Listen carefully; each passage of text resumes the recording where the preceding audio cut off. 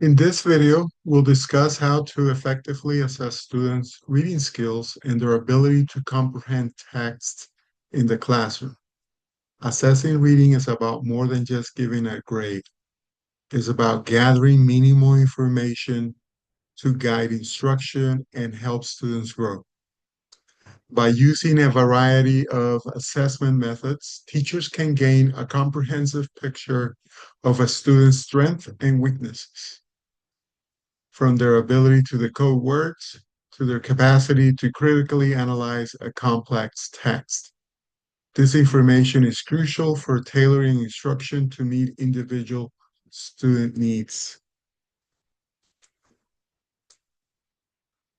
Before we dive into assessing reading, let's clarify what assessment is.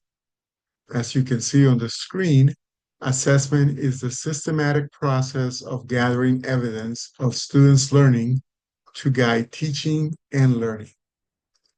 Let's highlight three critical points from this definition. First, assessment is a process, a continuous activity, not a one-time event.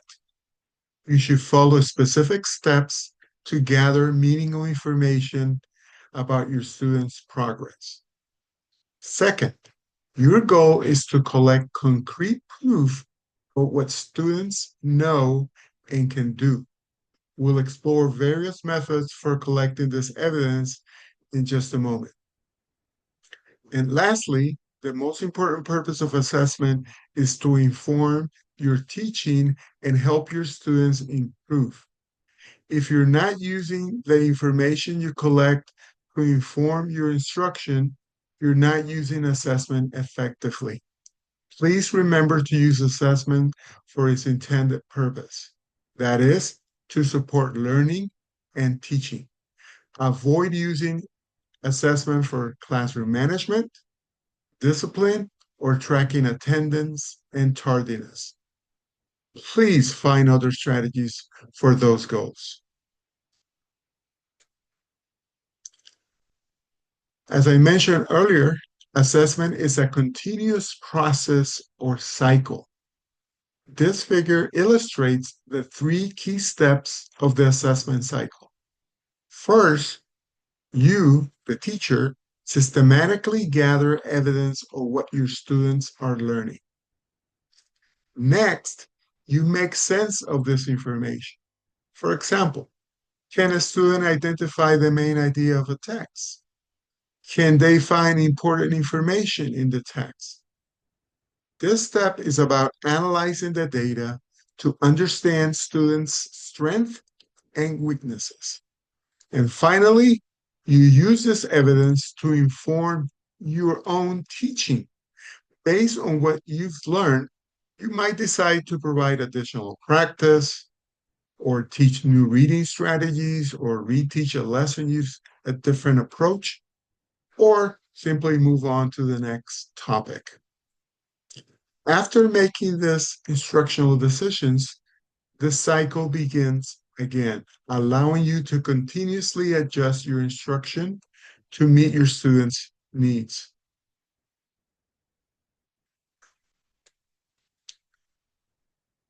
I like using this image because it highlights the strong relationship between instruction and assessment. The two are intertwined, as assessment guides what and how we teach, and instruction provides the foundation for what we assess. Think of the relationship between instruction and assessment as a continuous feedback loop. Instruction is the process of teaching students, and assessment is how we, teachers, check if that teaching was successful. But assessment isn't just a final grade. It's a way to gather information that helps you tailor your instruction. For example, if an assessment shows that many students are struggling with a specific concept, you know you need to adjust your teaching approach. This is why effective teachers are always assessing, both informally and formally, to make sure their instruction is meeting their students' needs. Assessment is a critical component of instruction. Without it, teachers can't know if their students are learning or if their instructional practice are effective. To use assessment effectively, you must have clear learning goals. Without clear learning goals, effective assessment is impossible. Both teachers and students need to know exactly what they are expected to learn. For example, a learning goal might be to guess the meaning of words from context, or it could be to summarize the main idea of a text. These clear goals provide a target for both teaching and learning, making it easy to create assessments that measure a student's progress toward achieving those specific goals. In second language instruction, these learning goals are usually outlined in the standards. It could be the Common European Framework, it could be a national English language proficiency standards, or it could be the curriculum that you follow, or it could be the class syllabus or the program for the class you're teaching. By aligning your assessment with established goals, you ensure that your teaching and assessment are always on the right track. Now, let's discuss different ways teachers gather information about student language skills. We can group these sources of assessment evidence into two main categories. Some evidence of student learning can come from sources that are external to the classroom. However, most evidence of student learning is gathered within the classroom. This type of assessment is crucial because it provides teachers with ongoing firsthand insights into student progress. Let's return to the evidence that comes from sources that are external to the classroom. This evidence, often collected through standardized tests or assessments developed outside of your school or classroom, provide a different perspective on student learning. External assessment can be useful for comparing student performance to a larger population, identifying broad trends, or measuring overall proficiency in a subject. However, they typically don't provide the detailed day-to-day insights that classroom-based assessments do. They often focus on a single point in time and may not capture a student progress or unique language learning journey. It's important to use this assessment as one part of a larger, more comprehensive picture of student learning, not as the sole measure of their language ability. Evidence of learning from external sources includes performance and scores on standardized international language tests like the TOEFL, IELTS, and Duolingo. Additionally, it can include scores from national language tests, such as Vietnam's National High School English exam. I'm not sure if this exam still exists. These types of external assessments are often used to measure a student's proficiency against a broad external benchmark. They can provide a snapshot of a student's skills at a particular moment and are often used for university admissions or professional certification. However, they may not always align perfectly with a specific classroom curriculum or program and typically don't provide the kind of detailed, ongoing feedback that is most useful for day-to-day teaching. On the other hand, some evidence of student learning comes from institutional language tests.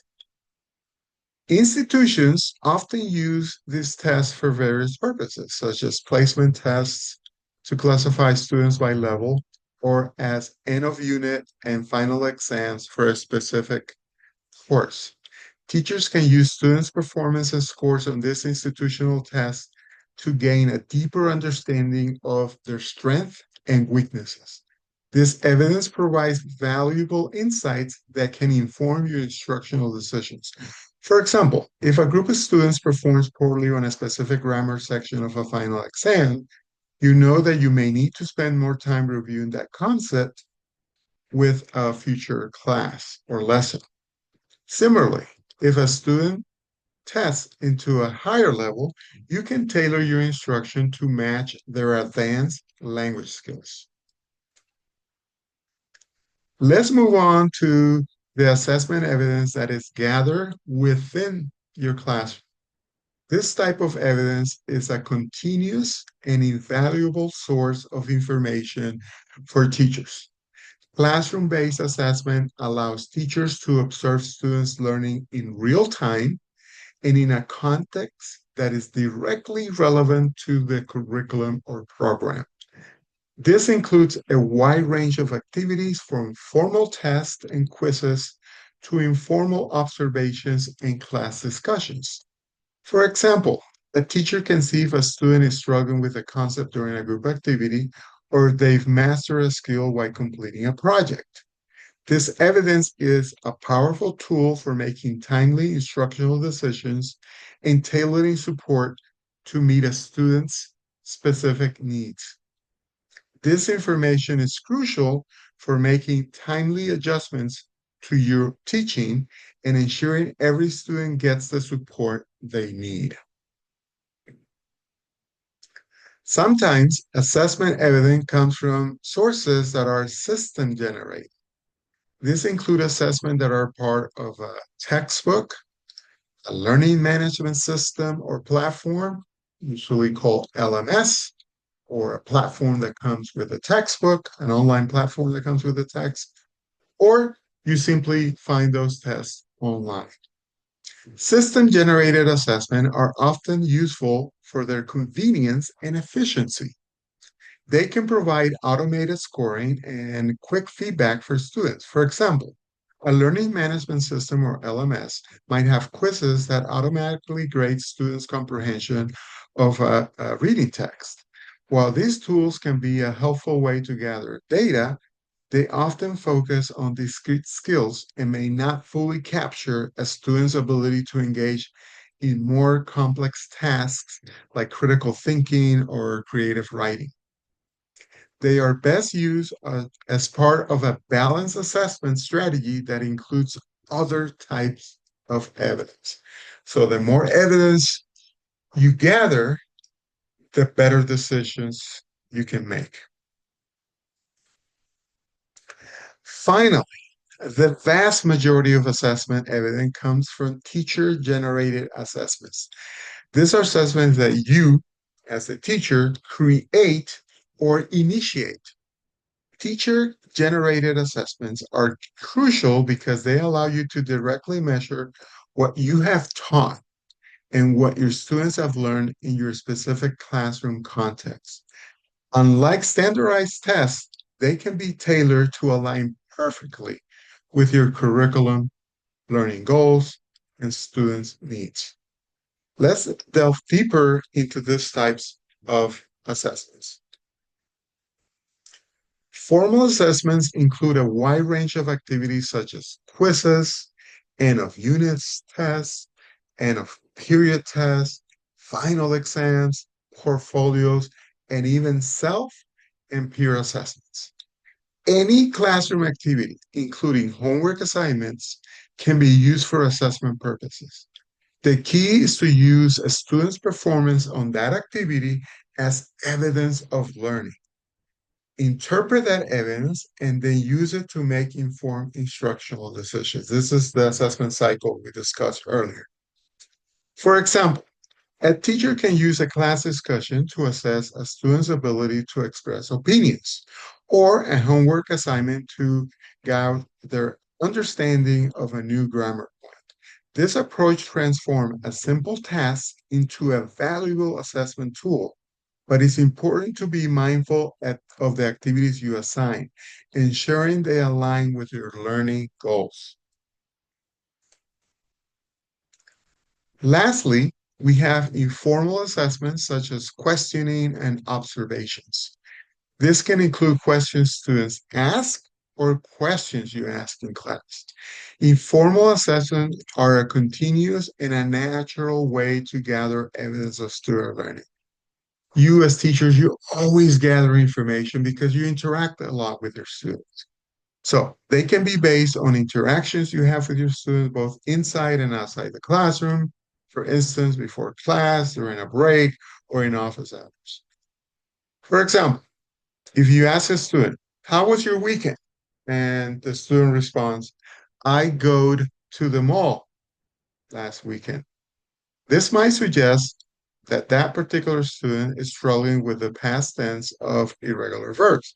However, as this is just one piece of evidence, you will need more information to confirm if the student needs additional support. You could follow up with a short exercise to determine if this is a current issue for that student or even for other students in your classroom. You can also informally assess students by observing them as they complete classroom activities, by paying attention to their performance, their interactions in class, or the difficulties or challenges they face when completing this activity. You can gain valuable insights into the learning process without the pressure of a formal test. Here are three actionable recommendations for making sense of your assessment data and translating those insights into effective teaching. First, monitor for patterns. Go beyond single test results by monitoring learner performance across multiple assessments over time. This helps you uncover consistent strengths and recurring challenges. For example, if a student consistently struggles with identifying the main idea across quizzes, reading logs, and discussions, you have identified a persistent area that needs focused support. Second, combine quantitative and qualitative data. Integrate quantitative scores with qualitative observations uh, to build a complete profile of each student. A test score, that's the quantitative data, tells you what a student knows. But a reflection or a reading log, that's the qualitative data, reveals how they think and feel about their learning. By combining these, you can get a holistic picture of a student's reading skills and their engagement with the reading text. And third, measure against standards. Compare students' results against curriculum standards or proficiency scales. This helps you distinguish between skills a student has mastered and those that they're still developing. By pinpointing a student's exact skill level, you can provide targeted support and create a clear path forward for their growth. Here are three more actionable recommendations for using assessment data to inform your teaching. First, investigate spikes and dips. That means high scores, low scores, then high again, then low again. When you see sudden spikes or dips in a student's score, investigate the root cause. A single test score doesn't tell the whole story.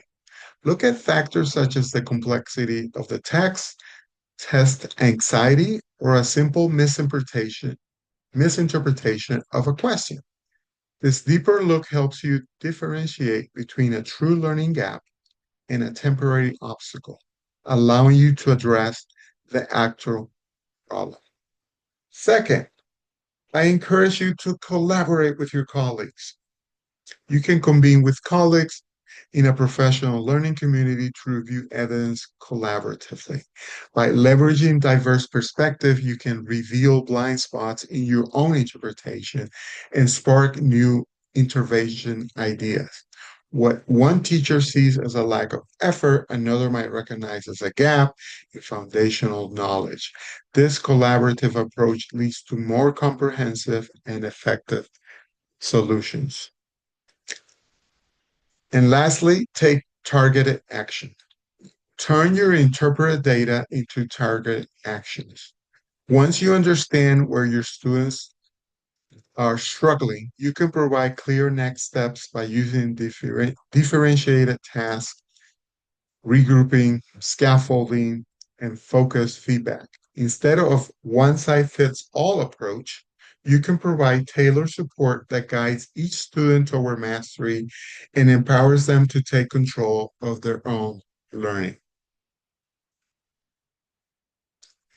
Now we will discuss various types of assessments. We can classify assessments in many ways, depending on the criteria we use. For example, assessment can be categorized based on their purpose, timing, or format. Let's begin by looking at the highest level of assessment. Large-scale assessments are administered to large populations to ensure accountability and to compare performance across regions or entire educational systems. The TOEFL and IELTS exams are common examples of large-scale assessments.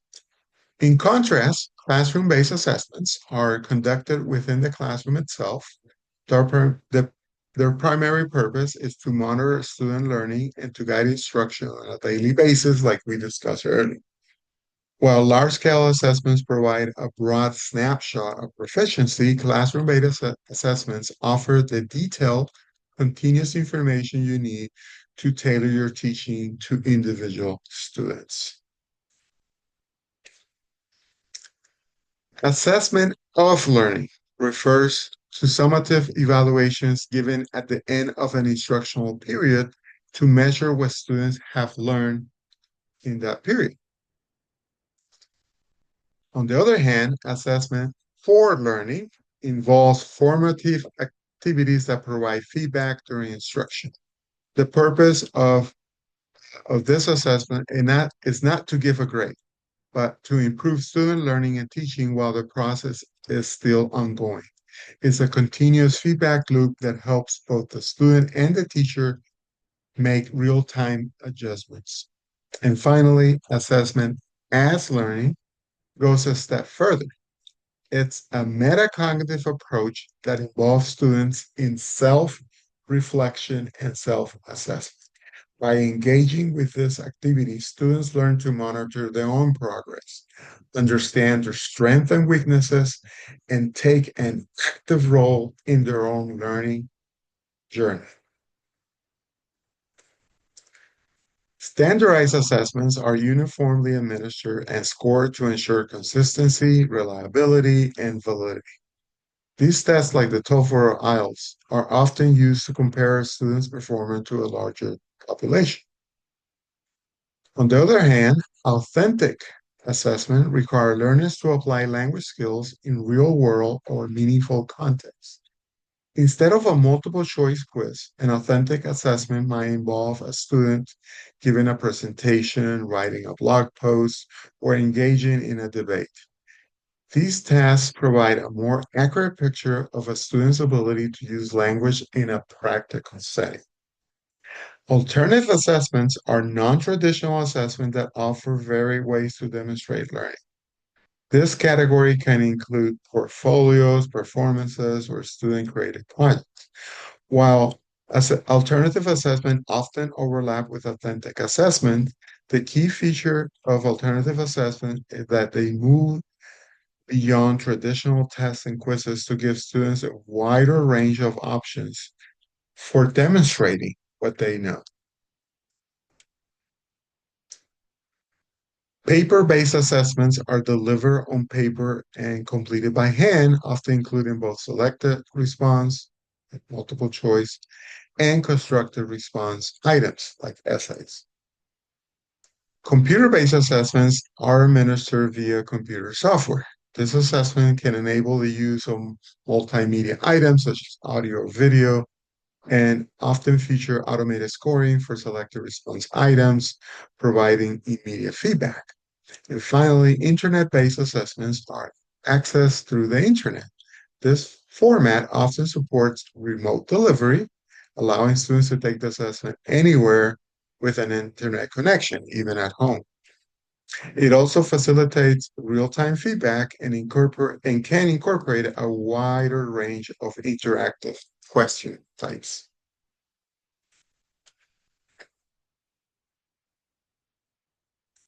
Selected response assessments use items where learners choose the correct answer from provided options, such as multiple choice, which are very common, true false questions, or matching. Constructed response assessments, on the other hand, are tasks that require learners to generate their own answers or responses.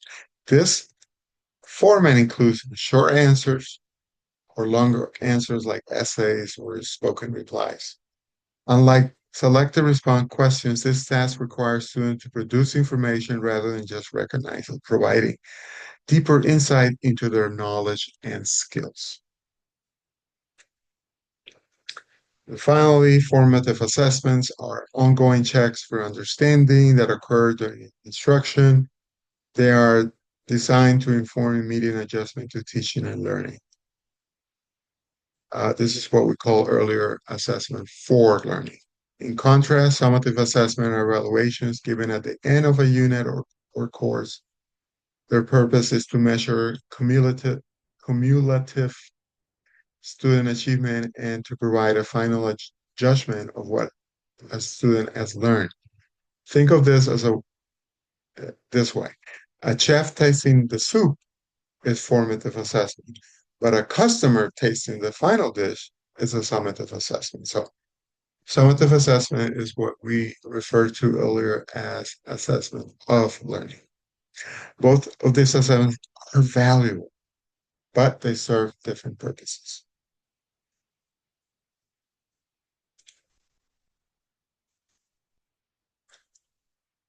Okay, now we have a specific assessment type. So as aptitude assessments are designed to predict a learner's potential to acquire a language under optimal conditions. This test measure a person's general capacity to learn, not what they already know. This is a little bit controversial because everybody feels that given the opportunity and the resources, anybody can learn a language. So not a lot of people like to use the aptitude assessments. To my knowledge, the only ones that use aptitude assessments are mostly like the military in the United States to see whether they want to invest time to train a soldier to learn a particular language. Diagnostic assessments are given before instruction to identify a learner's existing strength and areas for improvement. They help teachers pinpoint specific learning needs to inform lesson planning. I urge teachers to always use diagnostic assessment at the beginning of the school year, at the beginning of a period, at the beginning of a unit, just to know what the students know already, what their gaps are, so you can tailor the instruction rather than just start teaching and they already know certain things and you're wasting a lot of valuable instructional time. Next, achievement assessment measure the knowledge and skill a learner has gained as a result of instruction. This includes like a final exam. So a final exam is a classic example. They are used to gauge mastery of a specific curriculum. Placements assessments are used to align learners to the appropriate course level based on their current proficiency. Not all the institutions use placements assessment, but usually language institutes use placements assessment to figure out what level they're going to begin with.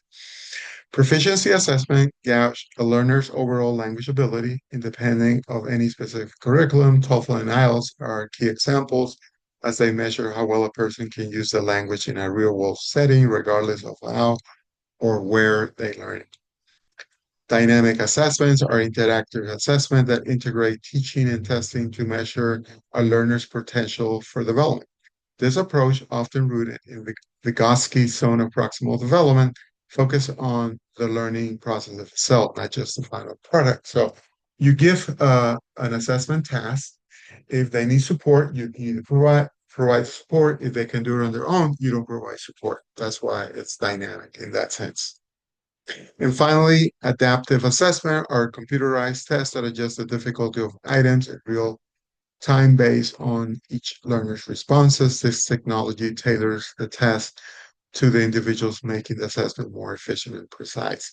They're usually done with computers because you need algorithm to determine you need a lot of items. So, but if you do it manually, is you have different tasks at different levels. So you give them like starting at the middle.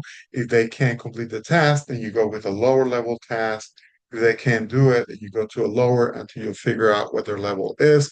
If they can complete it, then you give them a higher level task until they reach their plateau or specific level.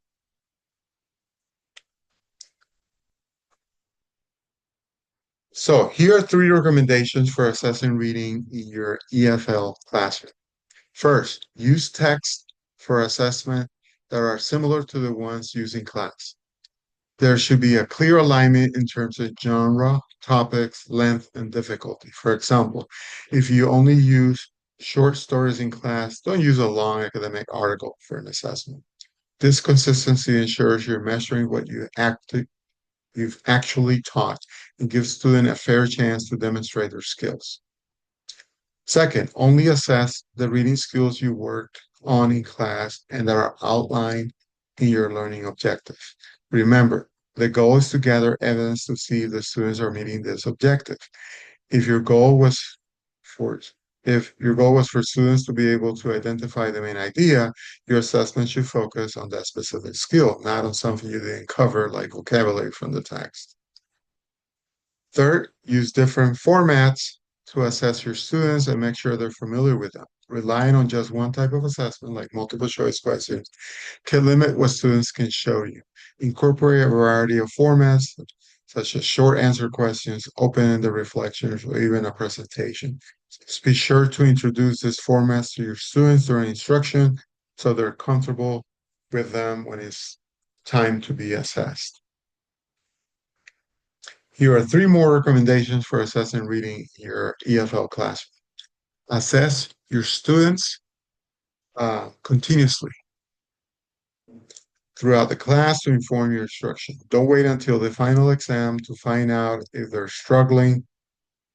By using ongoing informal assessments, you can catch comprehension issues early and can adjust your teaching in real time to provide timely support.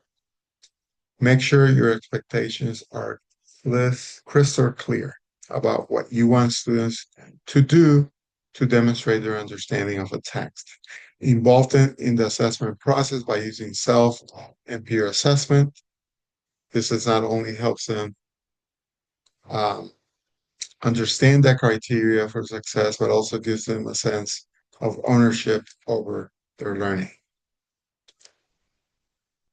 And finally, you need to provide students with timely and actionable feedback. Feedback that is given too late is far less effective. By giving feedback quickly, students can immediately apply your suggestions to their next assignment.